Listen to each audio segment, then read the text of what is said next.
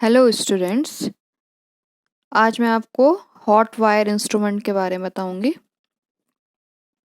Hot wire instrument, जैसा कि इसका नाम है हॉट वायर, ये इलेक्ट्रिक करंट के हीटिंग इफेक्ट पे काम करता है।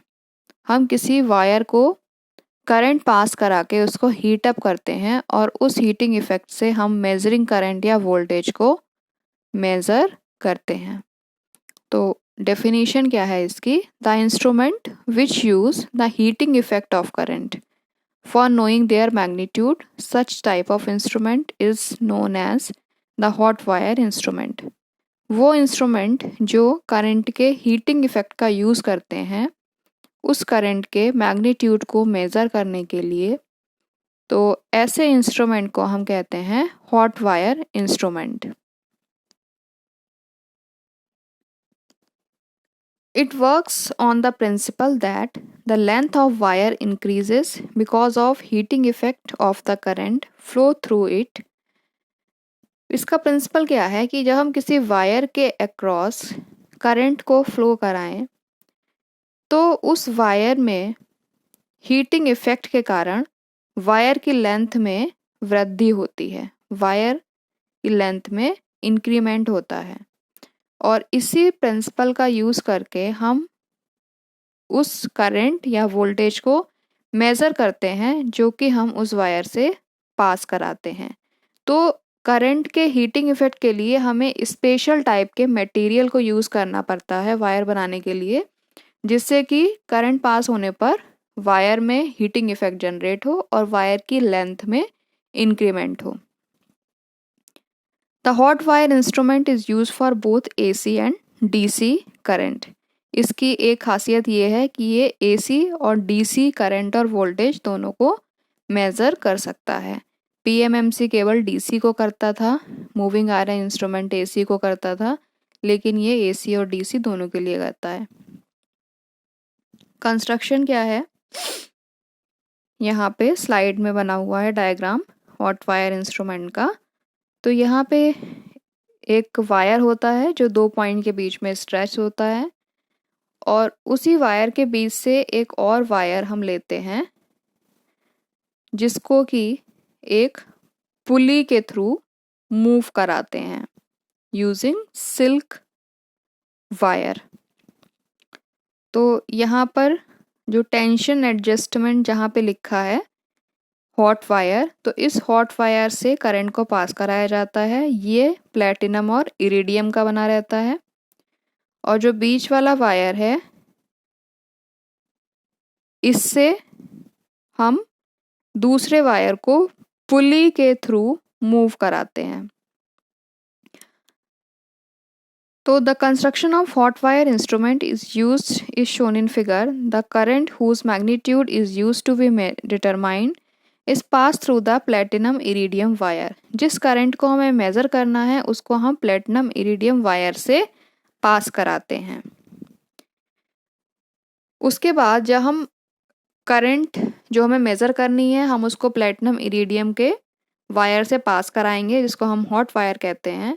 तो उससे क्या होता है, इस वायर से जुड़ा हुआ जो वायर है फॉस्फोरस ब्रॉन्ज वायर, उसमें स्लैग उत्पन्न होता है, झोल उत्पन्न होता है, क्योंकि हॉट वायर की लेंथ में इंक्रीमेंट होता है तो फॉस्फोरस ब्रॉन्ज के वायर में स्लैग उत्पन्न होता है और जिसकी वजह से जो ये थ्रेड है वो थ्रेड पुली के थ्रू मूव करने लगता है।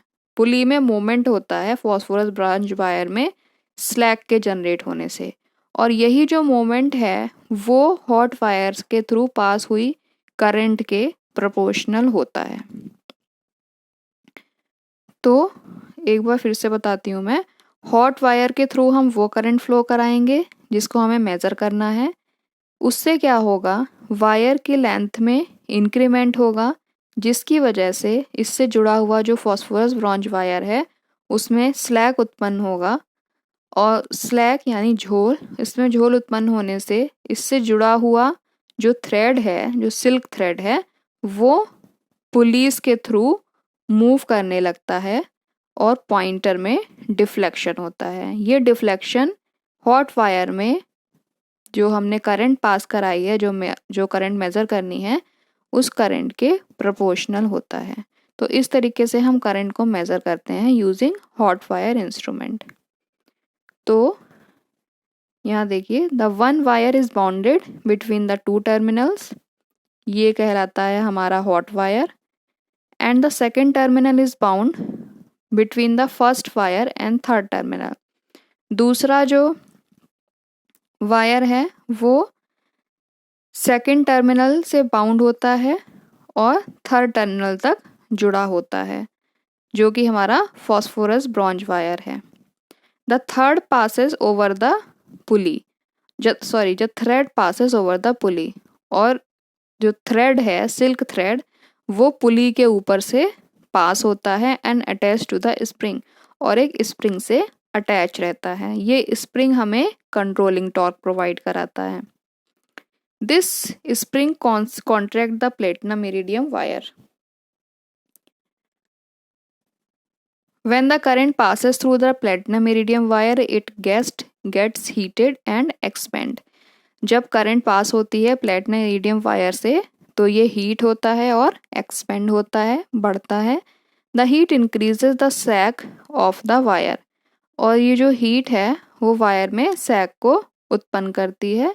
The wire regains their original position with the help of spring, और स्प्रिंग से जब कंट्रोलिंग टॉर्क जनरेट होता है तो वायर अपनी ओरिजिनल पोजीशन में आ जाता है।